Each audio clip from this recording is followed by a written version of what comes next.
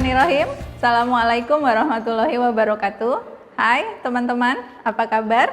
Kita ketemu lagi dalam mata kuliah PPE. Nah, untuk kali ini kita akan membahas mengenai materi konflik dan stres kerja. Kita lihat satu persatu ya. Oke, untuk membicarakan tentang konflik dan stres kerja, kita harus mulai dulu dengan yang paling sederhana dari sebelum terjadinya konflik. Biasanya dimulai dengan ketegangan kerja. Nah, apa itu ketegangan kerja? Ketegangan ini dalam pekerjaan kita bisa kita rasakan dimulai dari kegelisahan sampai rasa cemas, yang kemudian perasaan cemas itu seperti kita rasakan membuat kita lumpuh, tidak berdaya, kemudian lelah dan tidak tahu harus melakukan apa. Nah, itu adalah tanda-tanda awal pertama terjadinya stres kerja. Jadi dimulai dari ketegangan kerja. Nah, orang yang mengalami perasaan tegang atau ketegangan kerja itu pada umumnya akan menunjukkan tingkah laku atau kegiatan-kegiatan yang tidak biasa dia lakukan. Misalnya, orang yang biasanya ceria, datang ke tempat kerja penuh semangat, tetapi satu hari dia datang dengan kondisi yang sepertinya tampak lelah, tidak ceria, lalu juga dia mungkin mudah marah. Nah, itu bisa menjadi satu indikasi awal. Dalam lingkungan kerja, jika seorang karyawan mengalami ketegangan, biasanya dia akan mengganggu situasi kerja secara keseluruhan, juga mengganggu konsentrasi dia dalam menyelesaikan tugasnya. Nah, timbulnya ketegangan kerja ini disebabkan oleh ada 3 faktor. Yang pertama, masalah organisasi di tempat kerja itu. Misalnya ada kaitannya dengan manajemen. Yang kedua, faktor karyawannya itu sendiri. Misalnya apa? Si karyawan ini punya masalah di rumah atau urusan-urusan yang sifatnya pribadi. Dan yang ketiga, faktor yang membuat timbulnya ketegangan kerja adalah hal lain yang berhubungan dengan masyarakat. Misalnya, di masyarakat perusahaan itu kurang diterima atau masyarakat menuntut sesuatu dari perusahaan itu sehingga bisa mereka mengganggu situasi perusahaan. Selanjutnya, ketika ketegangan kerja sudah dirasakan tetapi karyawan tidak melakukan sesuatu untuk mengatasinya, akan muncul perasaan yang selanjutnya yang lebih dalam dan lebih berat, disebut sebagai keterasingan kerja. Nah, apa indikasi atau ciri-ciri orang yang merasa terasing dengan pekerjaannya? Biasanya yang muncul adalah rasa tidak bahagia. Orang bekerja setiap hari datang tetapi dia tidak bahagia dengan pekerjaannya. Kemudian ada juga orang yang merasa bosan. Misalnya pekerjaan itu sudah dia lakukan bertahun-tahun, setiap hari tidak ada perkembangan, tidak ada perubahan, tidak ada variasi, sehingga dia merasa bosan. Lalu yang lain adalah ada orang-orang yang di dalam bekerja, dia merasa pekerjaan itu merendahkan dia, ya, jadi merasa ditindas, merasa remuk badannya.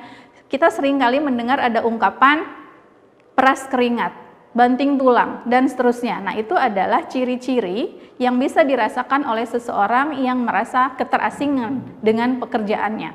Sehingga orang-orang yang merasa terasing dengan pekerjaannya, dia menganggap pekerjaan itu adalah aktivitas atau kegiatan yang dilakukan terpaksa. Tidak ada lagi kecintaan kepada pekerjaannya. Nah, itu adalah ciri-ciri orang yang merasa terasing dengan pekerjaannya ini. Nah, orang yang berada dalam kondisi terasing dengan pekerjaan akan muncul sekali masalah dalam etos kerja. Dia akan sulit punya etos kerja yang baik. Mengapa orang bisa merasa keterasingan kerja? Ada 2 sebabnya. Yang pertama, secara struktural. Apa itu? Ini adalah faktor yang bersifat eksternal. Misalnya, kemajuan teknologi di dalam dunia industri. Kita lihat sekarang, hampir sebagian besar industri masuk ke dalam perusahaan. Tenaga-tenaga manusia dikerjakan atau digantikan oleh mesin, sehingga manusia merasa harus bersaing dengan mesin. Nah, mekanisasi ini akan membuat manusia merasa terasing dengan pekerjaannya karena dia akan digantikan atau dibandingkan dengan mesin. Yang kedua adalah sebab secara fungsional. Nah, sebab secara fungsional ini sifatnya internal, tergantung pada kondisi mental si karyawan itu sendiri dan juga bagaimana kualitas pekerjaan bisa memenuhi tuntutan dalam pekerjaannya itu. Selanjutnya, ketika sudah mengalami ketegangan, masuk ke terasingan kerja dan mereka atau karyawan ini tidak melakukan sesuatu untuk menyelesaikan masalahnya, maka muncullah konflik dalam pekerjaan atau kita sebut sebagai konflik kerja. Nah, ada beberapa ahli yang mendefinisikan mengenai konflik kerja ini. Yang pertama, apa yang disampaikan oleh Lewis A. Coser. Lewis mengatakan bahwa konflik itu sebetulnya baik di dalam kelompok ataupun intra kelompok atau dalam diri kita sendiri. Dimanapun kita hidup akan selalu ada konflik, ya. Jadi konflik itu adalah merupakan bagian dari kehidupan. Maka dalam sebuah perusahaan itu juga pasti terjadi konflik. Konflik ini bisa negatif, bisa positif. Lalu kita lihat apa pendapat George Herbert Mead mengatakan bahwa kedudukan, jabatan, fungsi, dan kekuasaan pada seseorang itu akan mempengaruhi pola pikir, sikap, dan tindakan orang tersebut.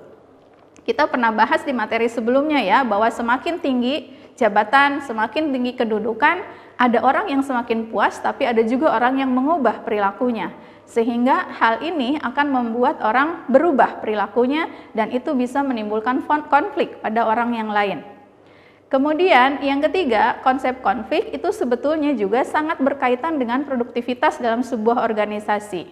Bisa saja orang-orang yang berkonflik di dalam organisasi itu akan menimbulkan tekanan jiwa bagi masing-masing orang ini. Ketika masing-masing personal mengalami ketegangan, tekanan dalam jiwanya, maka itu akan mengakibatkan konflik yang besar. Tetapi jika konflik ini bisa diselesaikan dengan baik, justru akan meningkatkan produktivitas dan justru akan menguntungkan organisasi dan pekerjaan. Contohnya seperti apa? Misalnya ada dua karyawan yang selalu bersaing, satu sama lain saling ingin menjatuhkan. Kalau bosnya melihat, atasannya melihat, dan perusahaan melihat, lalu memfasilitasi mereka untuk terus bersaing dengan cara yang positif, justru mereka akan semakin produktif. Itu yang disebut konflik negatif. Jika diselesaikan secara positif, justru akan baik. Oke, lalu bagaimana cara mengatasi konflik? Nah, kita lihat ada beberapa langkah. Cara pertama supaya tidak terjadi konflik atau cara pertama supaya kita bisa mengatasi konflik tentu saja dengan menghindar. Jadi kita hindari konfliknya. Memang cara menghindar ini tidak akan menyelesaikan masalah. Mungkin hanya mengatasi konflik untuk sementara waktu saja. Cara kedua untuk mengatasi konflik adalah dengan mengenali dan membahas secara pasti sumber-sumber konflik dan mengetahui masalah masing-masing. Misalnya ada dua karyawan yang konflik, maka kita panggil mereka berdua lalu kita tanya satu persatu apa sebetulnya masalahnya. Dengan masing-masing mengenal sumbernya akan lebih mudah konflik diatasi. Yang ketiga adalah tentu saja bermusyawarah. Ini Indonesia banget ya. Kita selalu bermusyawarah untuk segala hal. Dengan bermusyawarah, semua yang konflik kita hadirkan, lalu juga kita hadirkan mediator atau orang yang memediasi yang bisa menjadi jembatan di antara orang-orang yang berkonflik. Nah, dengan bermusyawarah, mereka akan melakukan pemufakatan, ya, kesepakatan bagaimana konflik itu diselesaikan. Yang terakhir adalah dengan memisahkan orang-orang yang berkonflik. Misalnya, biasanya mereka berada di satu divisi, tapi mereka konflik terus. Ya sudah, kalau cara 1, 2, 3 tidak bisa menyelesaikan, berarti mereka harus dipisahkan supaya tidak bisa saling berhubungan. Dan selanjutnya kita bahas mengenai stres kerja. Nah, pasti sering ya mendengarkan kata stres. Apa itu stres? Stres itu sebetulnya adalah sesuatu yang sangat esensial dalam kehidupan kita. Biasa orang menghadapi stres. Ya, jadi stres itu sebetulnya adalah kondisi di mana manusia tidak paham pada keterbatasannya. Nah, ketika dia tidak paham pada keterbatasannya, seringkali kita pasang standar tinggi atau menginginkan sesuatu yang melampaui kemampuan kita. Saat itulah kita bisa mengalami stres. Dan ketika orang tidak mampu melawan keterbatasannya, pelan-pelan dia akan merasa frustrasi, ingin sesuatu tapi tidak bisa mewujudkan, ada rasa frustrasi. Lalu juga muncul konflik, ya, antara memenuhi keinginan dengan mengukur kemampuan. Lalu juga melahirkan kegelisahan, karena terus-menerus difikirkan, akhirnya dia merasa gelisah.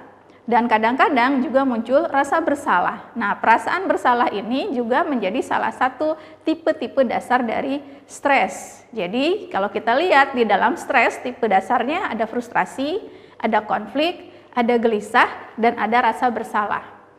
Nah, sebetulnya secara sederhana, stres itu adalah suatu bentuk tanggapan seseorang, baik secara fisik maupun mental terhadap perubahan lingkungan. Misalnya kita lihat, kalau ruangan tempat belajar kita panas, suhunya tidak mendukung, maka tubuh kita akan bereaksi, misalnya dengan memunculkan keringat, atau tubuh kita bereaksi dengan merasa haus. Nah, itu ciri bahwa kita sedang stres. Stres karena apa? Karena lingkungannya tidak kondusif.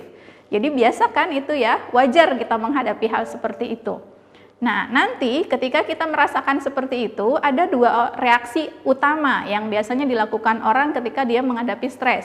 Ada yang disebut fight, ada yang disebut flight. Fight artinya dihadapi, sumber stresnya diselesaikan, lalu stres akan hilang. Ada juga yang dia responnya flight atau kabur atau melarikan diri. Jadi sumber stresnya tidak dia hadapi, tapi dia tinggalkan.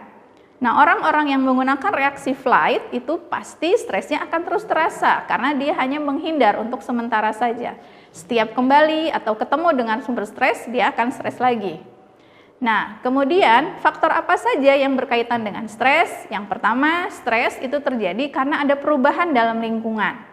Misalnya, yang biasanya kita lingkungannya nyaman, lalu tiba-tiba menjadi tidak nyaman, itu akan menjadi sumber stres. Atau yang biasanya kita tinggal di tempat yang menyenangkan, lalu tiba-tiba dipindahkan, itu juga bisa menjadi sumber stres. Yang kedua, sumber stres adalah individu itu sendiri. Kita lihat misalnya, tipe kepribadiannya, kemampuannya dalam menyelesaikan masalah, dan seterusnya. Itu juga bisa menjadi dua faktor yang berkaitan dengan stres. Nah, kita masuk ke stres kerja. Lalu apa yang dimaksud dengan stres kerja? Ketika seseorang merasa stres, maka dia akan sangat tergantung pada konsep dirinya. Bagaimana dia bisa bertoleransi, bagaimana dia menyelesaikan masalah stres yang dia alami. Dengan demikian, ketika seseorang mengalami stres kerja, maka membutuhkan fleksibilitas dan adaptabilitas orang itu terhadap situasi stres. Fraser merumuskan bahwa dalam dunia kerja, setiap kali timbul perubahan dalam keseimbangan itu akan terjadi stres. Pekerjaan-pekerjaan macam apa saja yang menimbulkan stres? Fraser mengelompokkannya dalam dua macam. Satu, pekerjaan yang terutama mengandalkan pada kekuatan fisik. Nah, pekerjaan yang mengandalkan kekuatan fisik itu pasti sangat stressful. Kita lihat contohnya buruh-buruh kasar atau kuli-kuli panggul, itu hanya mengandalkan kekuatan fisik dan itu stressful. Yang kedua, pekerjaan yang masuk ke dalam sumber stresnya tinggi adalah pekerjaan yang menuntut keterkaitan atau kekuatan atau kemahiran atau keahlian. Nah, orang-orang yang dibutuhkan untuk punya kekuatan, punya keahlian, punya kepandaian itu juga menjadi pekerjaan yang stressful.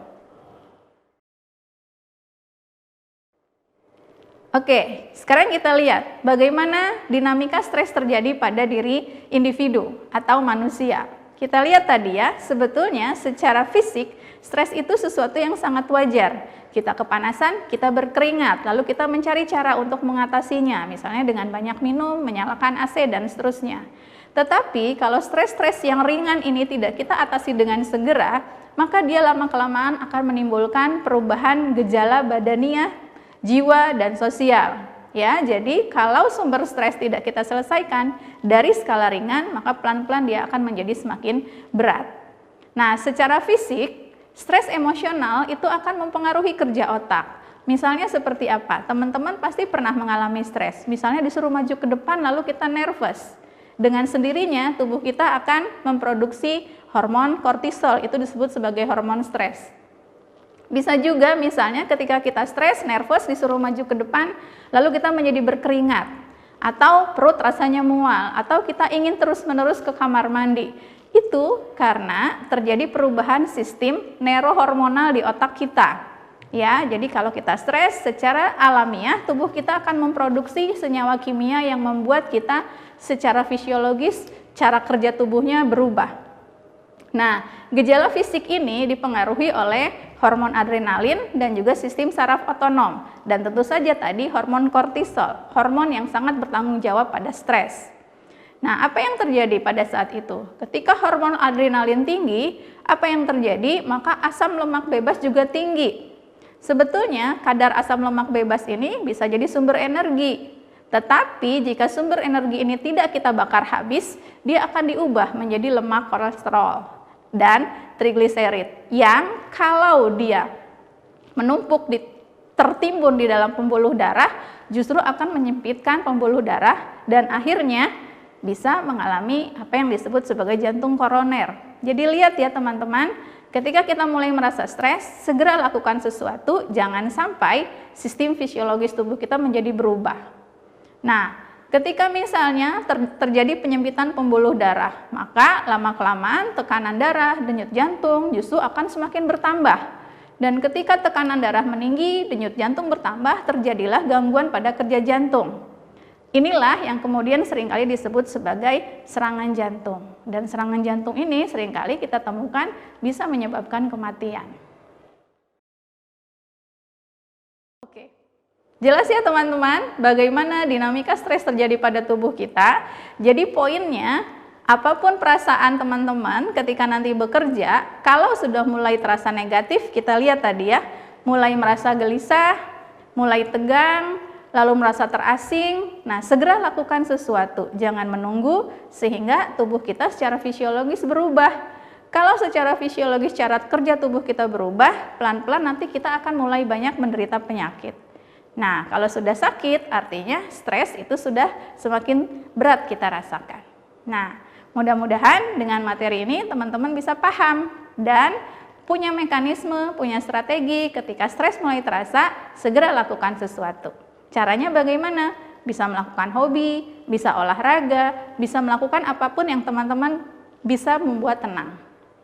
Terakhir, saya sampaikan satu quotes ya. Ini sebetulnya bukan quotes yang populer, tapi sering dikatakan oleh teman-teman di dunia media sosial. Menurut ilmu fisika, itu tekanan berbanding lurus dengan gaya. Jadi, kalau hidup kita ternyata kebanyakan tekanan, kita harus introspeksi. Jangan-jangan kita kebanyakan gaya. Oke, terima kasih.